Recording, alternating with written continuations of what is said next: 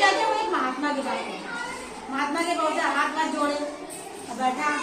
तो बोले कि भाई बताओ कैसे आना हुआ। तो उसने कहा कि हम चाहते हैं कि हमारे जो पिता है उनकी सदगति हो जाए, मतलब उनको स्वर्ग मिले।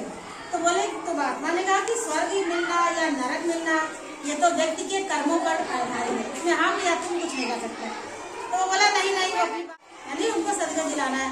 तो क्या करे, तो महात्मा जी बहुत परेशान हो गए। तो महात्मा जी बोले चलो अच्छा ठीक है, तुम कल मेरे पास आना। तो वो जब बोला कल गया, दूसरे का 2 घड़े ले आओ। तो वो 2 घड़े मटके लेकर आया। कहा एक में कंकड़ भर दो, उसने कंकड़ भर दिए। और कहा एक में भर दो घी बूरा, तो एक में घी बूरा भर दिया। अब महात्मा ने कहा कि दोनों जो घड़े हैं उनको लेकर चलो। तो वो चला और कहा इस नदी में फेंक दो।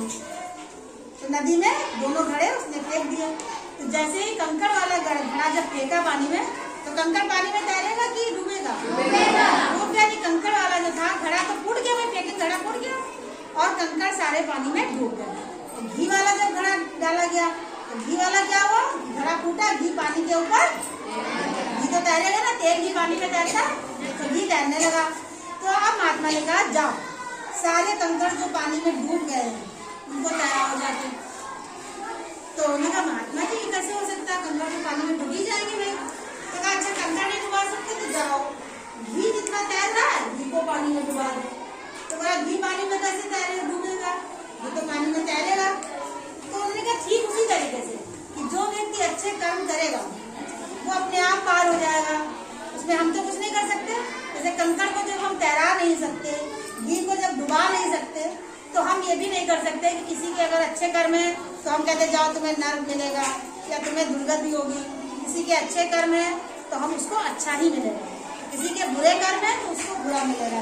यानी सदगत और दुर्गति जो होती है वो अपने आप में हमारा किया हुआ जो कर्म है वही है।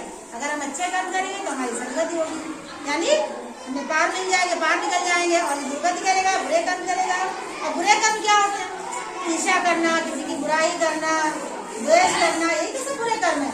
यानी ये सब अगर हम छोड़ दें तो हमारे कर्म अच्छे हो जाएंगे, है ना। तो हमेशा अच्छे कर्म की ओर आगे बढ़ना चाहिए।